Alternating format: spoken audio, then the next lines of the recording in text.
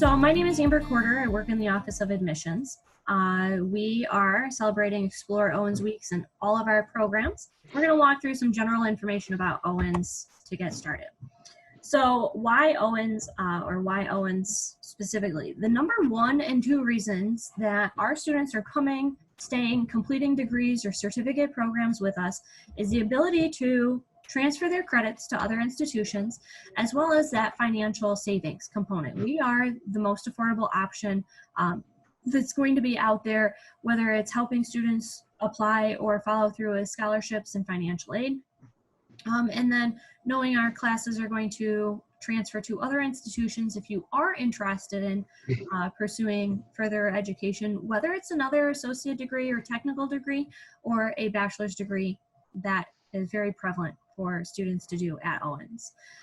Personal attention and small class size. These sessions have been designed to give you information about the academic program. So that's one reason I'm going to breeze through some of this information.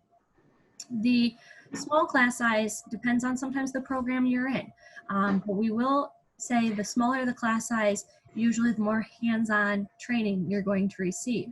Our average class size at Owens as a whole is 13 to 14 students. I also share that pending the hour you are attending class or the location, you may see a much smaller class size as well. If you are taking courses to complete an associate degree, such as a math requirement or an English requirement, you may experience a class size of around 20 or 25 students. But that's really the majority of our classes are capped at that. We offer a diverse environment.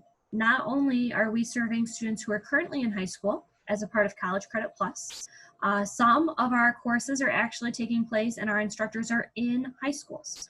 We also have a large population of direct from high school students, anyone between 18 and 21 or 22, recently been in high school, and that makes up about 70% of our student population. We also have non-traditional students that might bring adversity to campus and the classroom. The hands-on training is especially important for those technical degrees and these associate and certificate degree programs. They also, in many people's opinion, are what you hit the ground running. So if you don't want to wait forever to do a degree or a program or find out if you want to study this or that, you're getting in these classes the minute you start at Owens. We have around 8,000 students on our Toledo area campus and also our Findlay campus. That also covers the point that we have 2 different campuses or locations where students can take courses.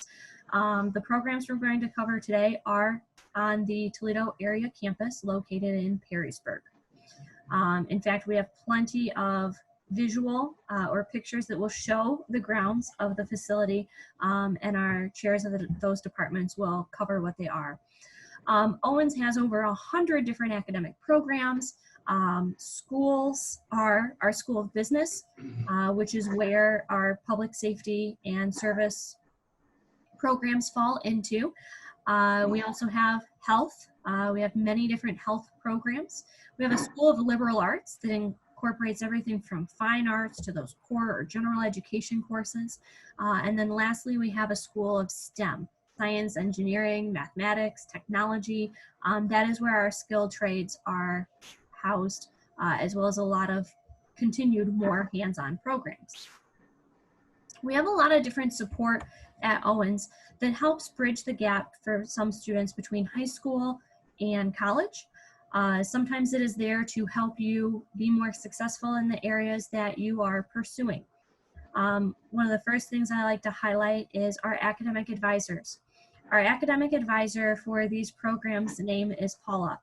Paula is a specific resource and support for our students in these programs as she works with students on a semester basis or more frequently to get into the programs, to get accepted into the program, and let you know what courses to register for, as well as help you with those scheduling difficulties perhaps. We also have a disability resource center that's there if you have or had any assistance for a learning disability or even a physical disability while in high school that can assist you and help level the playing field for you when you get to college. So for instance, a 504 plan, or if you run on an IEP, you may be able to get some assistance here at Owens. We do have a student activities with a fitness center. That is definitely something that sometimes these programs access as well as utilize. We have a library on campus that I'm sharing given this format because given things shutting down and classes that were in person having gone online, I do like to share that our library has been open this whole time and has been an additional support to a lot of our students. Online of support, our counseling services has also continued providing support for students, not just on a connection basis, but if they are concerned with mental state and want to just talk to someone. We do have a lot of different college partners that we pair with, that if you were interested in pursuing a bachelor's degree. Some of our programs more directly relate to this than others. The one area that will be covered today perhaps might be if you were to have an interest in pursuing a bachelor's degree in criminal justice. We have an associate criminal justice degree, and we will discuss if you are interested in pursuing the bachelor's level of that. Our financial savings was one of the first things I covered. This is a figure of one academic year at Owens, or 2 semesters. Some of our associate degrees are usually 2 years or a total of 4 semesters. We like to give everyone those ballpark figures. Again, college is not cheap, but we are an affordable option out there. And one thing I like to talk to students about especially, I know that sometimes the financial situation shapes where you go or what you study. You would not be the first person that sat there and said, I want to make a lot of money when I grow up. Sometimes that helps sway people's career decisions, but I always like to focus on that return on your investment. Sometimes it's not always how much you make, but if you're not spending an arm and a leg to get there, a very average salary or career prospect, when you're not spending a lot to get there, that return on the investment here at Owens and with all of our programs is really where that financial savings comes in. So the last slide I want to cover as a representative from our admissions office is how to get started. As a high school student or someone coming in, we have 3 different semesters. We have a semester that starts in the fall. This coming fall, it will begin on August 31st. We then have a spring semester that starts in the month of January. And then we have a summer semester that runs 8 weeks in length that actually just started yesterday, so June 22nd. These 3 semesters help roll into Owens being a rolling admission school, meaning whenever you are ready to start at Owens, we will help get you started in that semester that applies to you and your schedule. Some of the academic programs discussed today, they might specifically say there's fall or spring start dates. And we're an open enrollment school. So the programs at Owens, the majority of them are, as long as you complete our enrollment steps, you're going to be accepted into the program. Some of our health programs have selective requirements, and they select who is accepted into their programs, as well as the programs we're going to cover here shortly do have some additional requirements to them that these gentlemen will cover. So for now, I'll leave the page up with your guys' information. If you want to do an introduction, let us know your background, how long you've been here. Yeah, I'll start, Amber. Hello, thank you for joining us and taking time out to listen to what we had to present to you today. My name is Mark King. I'm the Chair of Criminal Justice here at Owens. I've been here about 4.5 years. Prior to that, I was a Toledo police officer for close to 30 years. I retired at the rank of lieutenant, and when I retired, I was the executive officer and public information officer for that department. Good afternoon. My name's Rich Ottensman, Chair of the Fire Services and the Center for Emergency Preparedness. I've been with Owens for about 10 and a half years, but in a full-time capacity about the last 4 years in this position. Prior to being full-time in this position, I was an adjunct instructor and assisted on the EMS side, EMS programs with paramedic and the EMT basic. I'm also a captain with the Maumee Fire Department in the city of Maumee, and have been with them for a little over 16 years. So welcome. Thanks for joining us. In keeping with what they said, I've been here less than a year. It's still not July 15th, so I still haven't had my year yet. But I've been in the dean position, and as I said about the culinary and hospitality program before, this area is another unique element of our school. It's certainly a critical and important one, and not just because of what we're going through today. This is part of that social safety net that communities have to keep us and the people in that community safe. And the people in the Center for Emergency Preparedness are regionally known for the work that they do. It's not just local law enforcement or something they're training. These are regionally known professionals, and this is really a high point for a lot of our students, is to make it into these programs and pursue that dream that they have of this service. And I'm not sure if Rich or Mark wants to go first, but in the course of their conversation, you'll learn a little bit about each of their areas, plus our Center for Emergency Preparedness, which we call the CEP. And that's where the photographs that you'll see will show that footprint and the kind of training that we do on it. So gentlemen, I'll let you lead that discussion together, and then Amber will be ready to put pictures up when you need them. We are celebrating our 50th anniversary of offering the Ohio Peace Officers Training Academy, Basic Police Academy here at Owens. Unfortunately, the COVID pandemic either canceled or at least rescheduled some of the activities we had scheduled for the entire year. But you are looking at our 50th anniversary logo there. We had a limited number of those patches made for our program. But I'll touch on our academic programs first, and then we'll lead into the academy side. We've made some changes at Owens in our criminal justice offerings the last year or two. Specifically, the first one is I'm going to be eliminating our traditional associate's degree in criminal justice, and instead offering the criminal justice transfer pathway that Amber touched on just briefly earlier. We did a lot of research, and what we found was our students weren't gaining employment where they wanted with this traditional associate's degree in CJ without the police academy. So the transfer pathway is actually a bachelor's degree program where it will be heavy in general education courses and a few criminal justice courses and electives. But that's going to mean a seamless transfer to any four-year institution that we partner with. We just feel that our students will get a lot more out of that and a lot more benefit for employment as we move along. So the teach-out plan for my traditional degree will be the fall of 2022. So that is no longer being offered unless you're currently enrolled in that program. We also have a new one we started 2 years ago called the Professional Law Enforcement degree, or the PLEO. That is a combination of 2 academic semesters and the police academy. So if you successfully complete both those, you'll have an associate's degree and your certificate from the Peace Officers Training Academy. We have found that our graduates in that program are being placed very quickly and frequently. So you're getting a lot of money and bang for your buck in that program.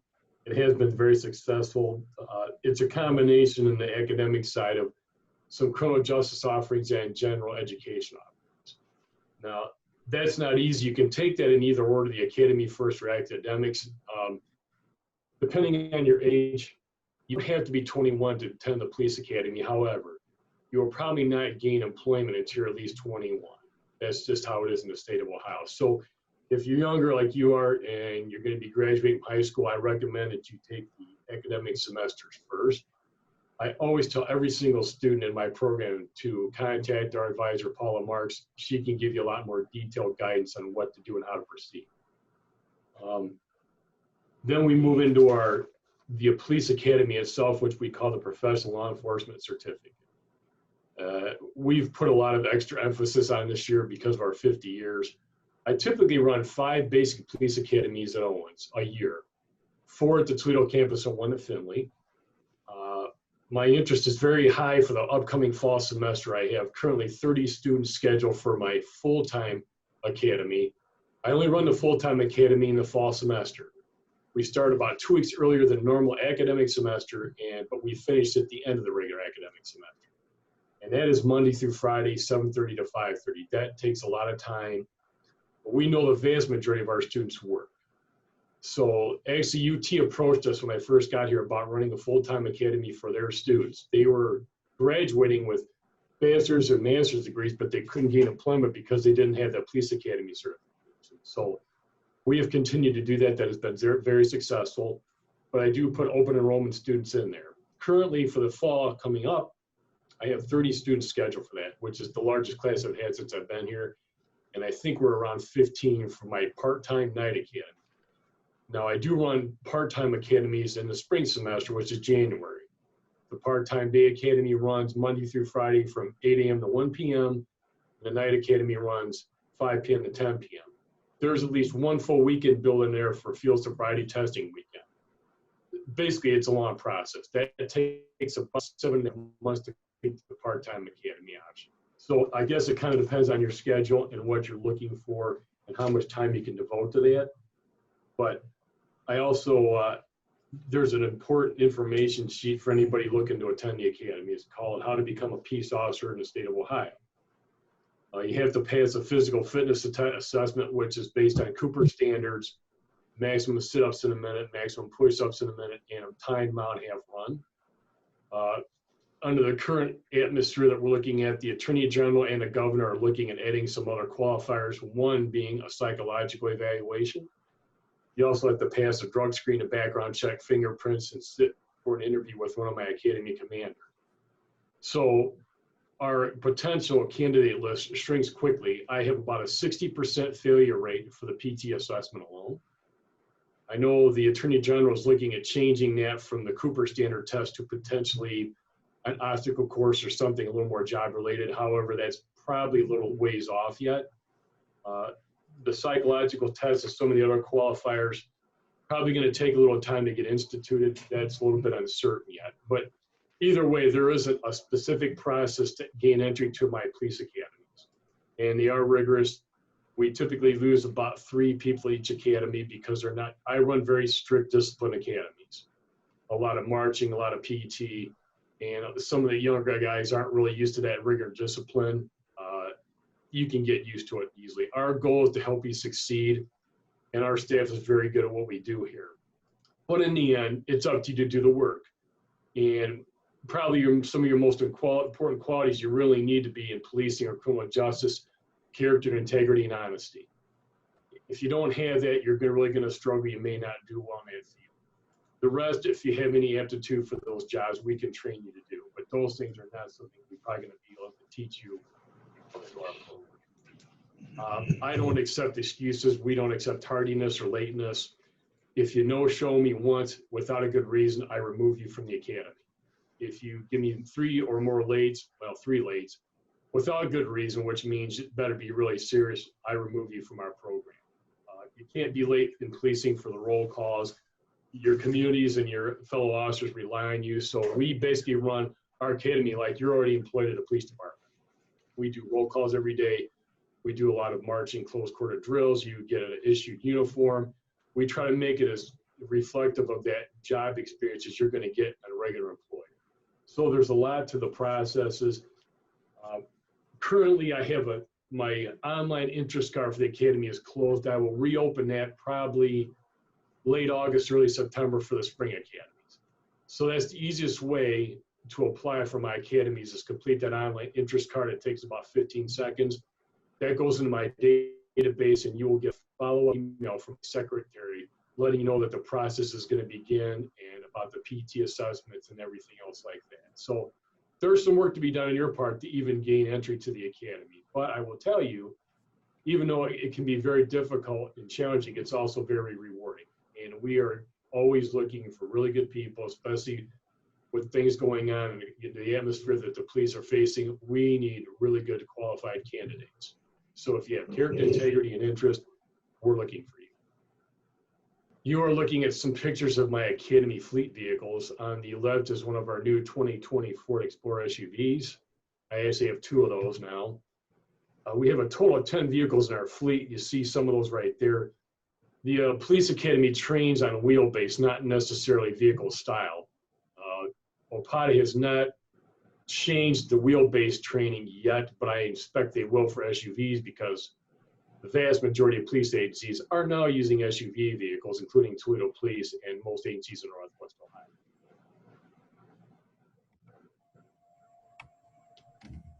That is my current part-time day Academy class that you're looking at. You see that we are using social distancing and other protective measures when you look at that class. I think a few of them were out of the class when I took that picture, actually, but that is one of our classroom environments right there for the Academy. Since our Academy in the fall is going to be large, we're going to be probably switching out that classroom for a larger one so we can maintain our social distancing and our protective requirements. That is my outdoor firing range. We actually have 22 lanes available to us, but we use about half of those to maintain social distance and, frankly, firearm safety. A couple of pictures on that picture on the right, you see some of our barricade shooting that we approach to shoot from. On the other side, you'll see, I think I might have said a picture as our shotgun range, and we have on the left picture there, we have our shelters up there to protect us from some of the elements because it can get pretty hot, sunny, and miserable out there, or rain. We do go out and shoot in a range. The weather's got to be pretty inclement for us not to shoot. That's about the back half of the training ground. In the foreground there is the 5-story burn tower. That's where we do our Class A live fire training. That building can also be rappelled off of. Some of the Police Academy students, as well as the consortium, the law enforcement consortium continuing ed classes, and some of the outside agencies will utilize that for building searches as well, or just for regular PT type work. On the left side of the picture is a Connex box style setup. That's our fire behavior flashover lab, and then the plane in the far left rear of the property is used for various training, and then along the right hand side we have structural collapse and confined space training area.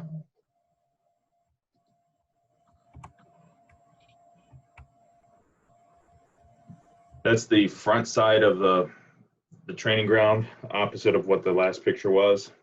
This was actually taken during a resident doc day, where Mercy resident doctors come out and we put them through pre-hospital type training scenarios so they kind of get an idea of what it's like to go through pre-hospital training and things that the firefighters and EMTs and paramedics deal with out in the field. There's along the left-hand side is a helicopter from Life Flight, and then in the center right of the picture is a helicopter from ProMedica. Those agencies both came in and landed their helicopters that day as part of the training. And then in the distant is the high bay in the building where the classrooms and so forth are at. We have one aerial shot. So this was taken from basically the top of the high bay, looking out back towards the plane. So in the forefront is our Mock City, the Speedway gas station on the right, some rail cars for various training scenarios, and the plane and burn tower as well.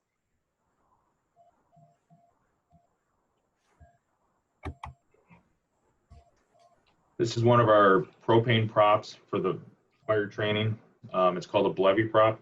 Blevy is when the temperature of a propane tank gets to a certain temperature and basically has a pop-off valve and can explode. So these students are going in with a fog stream. There's 2 fog streams there, and you basically go into the fire and to reach in and turn the valve off, which will shut that prop down. We have 3 outdoor propane props we utilize as part of the live fire training.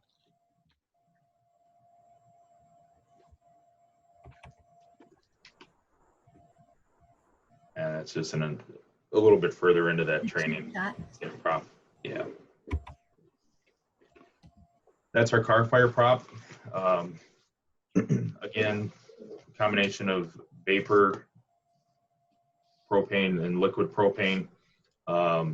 That's got actually five different burners on that vehicle there as part of the fire training for the fire students, whether it be Fire 1 or Fire 2 certification courses. And if you want to cover the fire science program. Sure.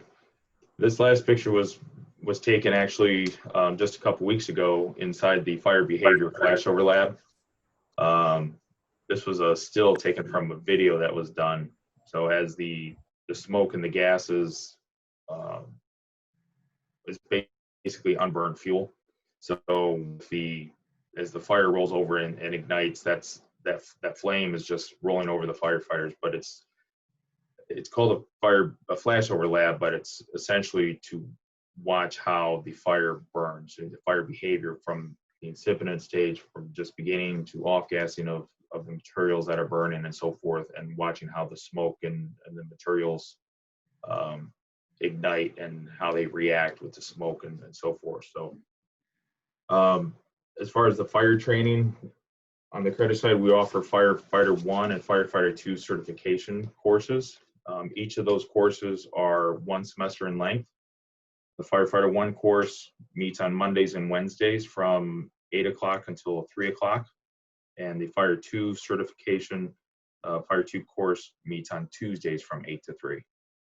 The Firefighter 1 certification, having that is a requirement to get into the Fire 2 certification course. So you do your Fire 1 first, and then you can either go right into the Fire 2 in the next semester, or some students may wait depending on what else they're taking.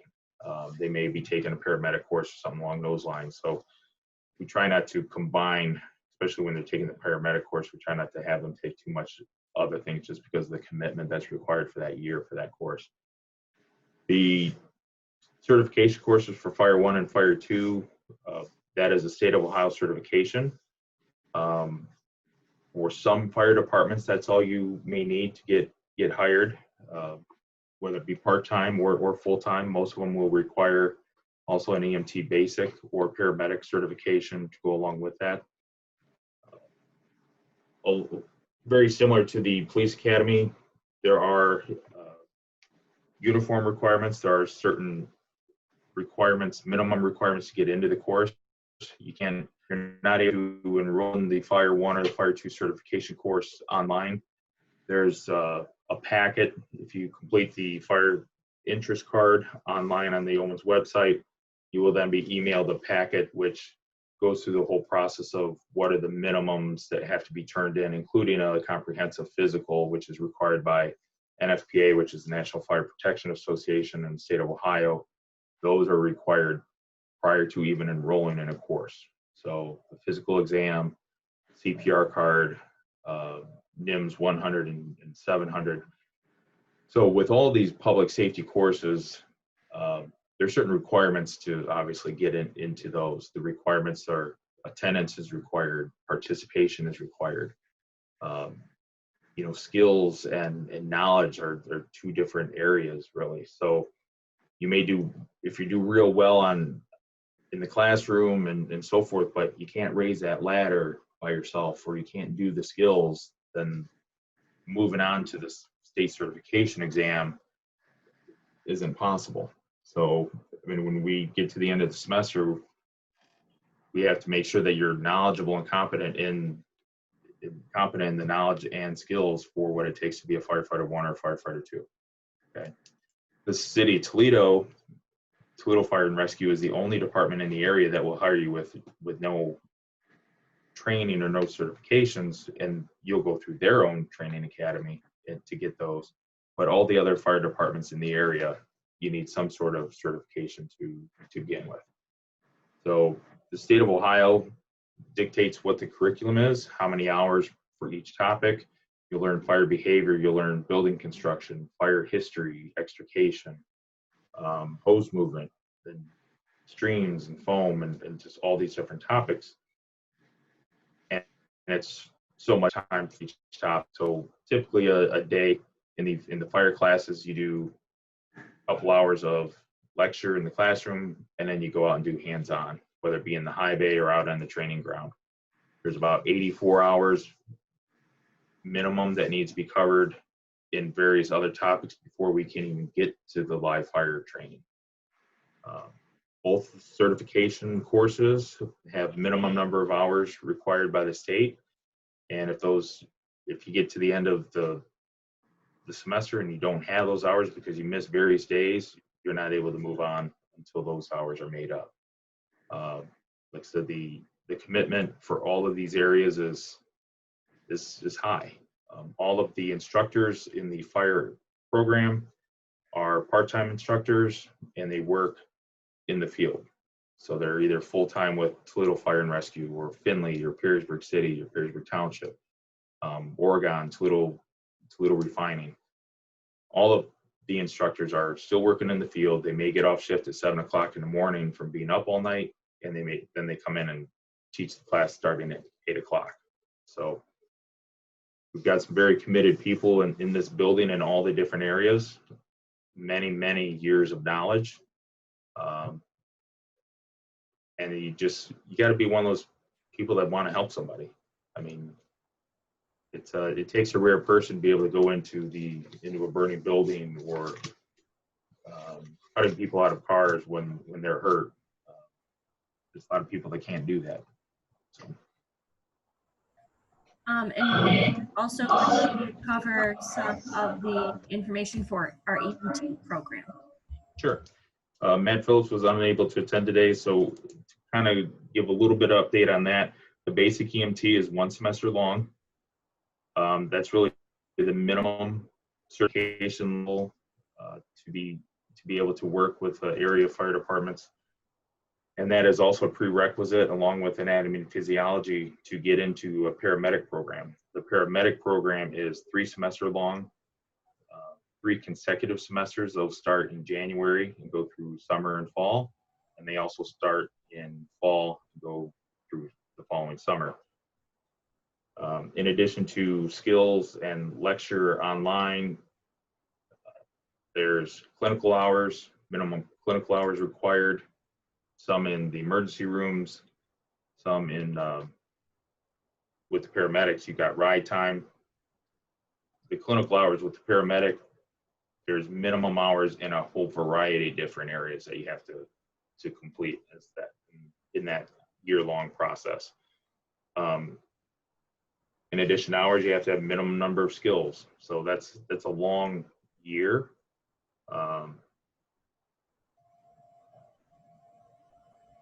And it takes a lot of time management to be able to manage your classes, manage your clinicals, if you're still working while you're doing that.